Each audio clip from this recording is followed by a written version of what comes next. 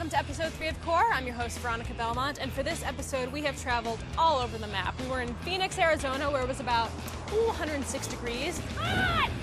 And then we were in Austin, Texas, where it was about 97 or so. I like to think that evil Veronica has like a handlebar mustache. That'll work. And now I'm here in beautiful Santa Monica, where it's 75, and I am just happy being right where I am. The superheroes are in full effect this month with DC Universe Online and Lego Batman, and then we take you into the driver's seat with Baja Edge of Control, and finally our new correspondent, see what I did there, Audrey Cleo is here to tell us all about NBA 09 The Inside. So sit back and enjoy. I'm gonna go get a smoothie. I'll see you on the inside.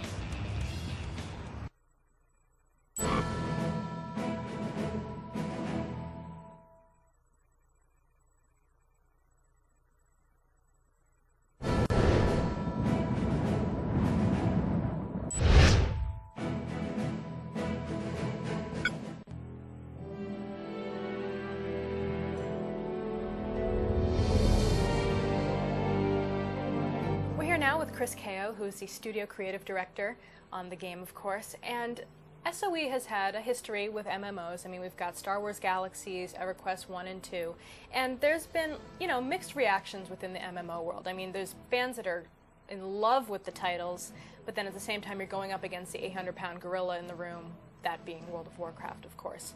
What lessons have you guys learned from that past history, and how do you plan on bringing in DCUO into the world and making it a success? Well, the two biggest lessons for us are serve the license, serve the player, right? You've got to deliver that experience players are expecting from the world that they love, and you have to give it to them and customize it to them. That's why we are working with Jim Lee and with DC to make sure we're getting it right, and we're showing it off at Comic-Con to the fans, who are the ones who are going to pay for it, and those are the ones we're serving, so that's what we've learned. What kind of method of payment are you guys thinking of for the game? Are you going to have a monthly kind of fee, a subscription-based formula, or have you not decided that yet? Yeah, right now we haven't really decided because we are the first one that's console and PC with this license. So instead we're going to look and say, hey, what do console gamers like to pay? How do they do it? And see where it goes from there. The pace of gameplay and the action-oriented nature of it, typically you don't see that in an MMO. Well, we've brought it to the forefront. You're throwing guys around, you're picking up buses, and it's just a superhero action game that you get to play with your friends for months. So tell me about Jim Lee's involvement in the game. I mean, he's obviously a superstar in the graphic novel world. Right. He's the executive creative director on the project, so it's his vision that we're realizing the DC Universe. In fact, his studio, Wildstorm, is drawing all the concepts for the game.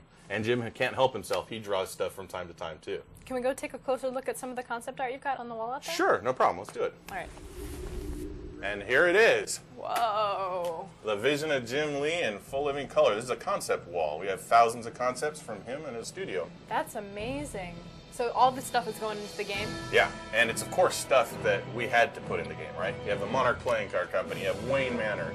Every place that a player or a fan is going to want to go, Jim has pre-visualized and drawn up for us, and now we can make it in 3D. That's amazing. So has anyone seen these, or is this No, these are, you're the first one allowed in, but there are thousands of these like we have, like I said, and Jim is very much into it. The detail is incredible if you look at it. They don't just try to portray a building, right? I mean, this is what you've seen in the comics. Here's Toxic Acres, Mad Hatter's Mansion. I mean, these are places people have seen in the comics for years, but now they get to experience them firsthand. And in case you didn't know, Wayne Manor is a very fancy Baroque mansion. Very fancy, and apparently it's got, all these little accoutrements. Excellent. Well, the game looks freaking awesome right now, and you can really see how his drawings are coming to life. And of course, with Jim drawing it, we know it's right. Well, thank you so much for showing us the game. Thanks a lot. This is absolutely incredible. Cool.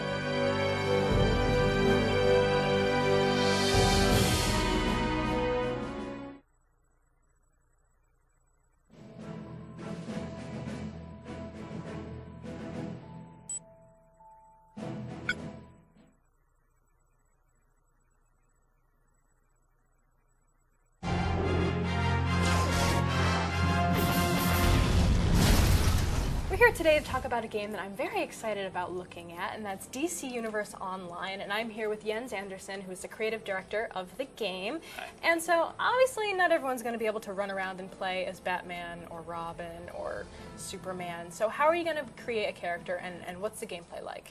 Well, you're going to be able to create your own original character that's going to be part of the DC Universe, and you're going to be able to interact with all these iconics like Batman and Superman and stuff like that.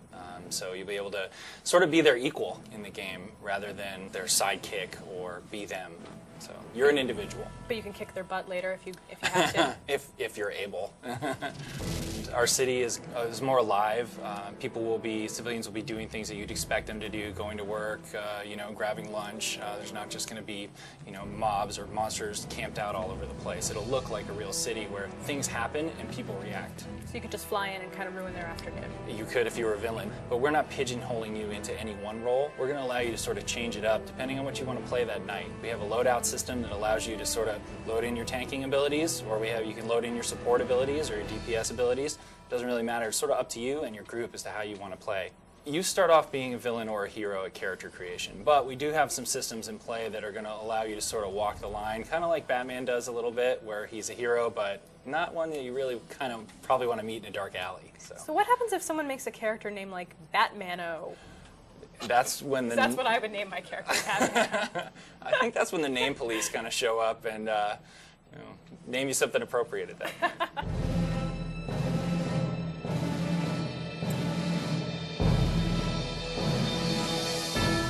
Is there a traditional kind of quest line series that you go through, or is it just an open world where you happen to find stuff to do?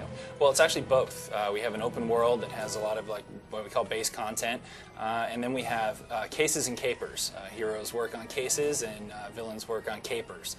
So you're going to be able to find directed content that has more of a storyline to it than what you just find patrolling the city, waiting for that poor person to cry out in the alley. And through those cases, you'll eventually encounter some of the bigger heroes? Like oh, definitely. Definitely. They'll actually be giving you some of these cases. You'll be working with them. You'll be working alongside of them. You'll be going up against them. So you'll have a lot of interaction with the iconic characters. So what's the end game? What are you trying to ultimately achieve in the game? Well, when you reach the end game, you're really dealing with our Save the World concept, which is basically hotspots are kind of popping up all over the globe, which you are going and taking care of, There's a lot of areas, let's say a Starlab satellite crashes in the Gobi Desert. You're going to need to go and get that technology back before it falls into the wrong hands. Is that kind of a raiding thing? Like, are you doing it with a lot of other people, or is it just more of a solo deal? You can do it with a lot of other people, but our raiding aspect really takes place in our locales. So like in Star Labs or Arkham Asylum or something like that, you'll be able to go in there with a bunch of friends and take on a much more challenging encounter with the iconic characters. Do you plan on having voice chat or anything initiated within Yes. the UI? Yes, absolutely. People will be able Yo, to talk I'm over with here at the corner of Gotham and Metropolis. Yeah, Captain Twinkletoes, where are you? We're on the roof.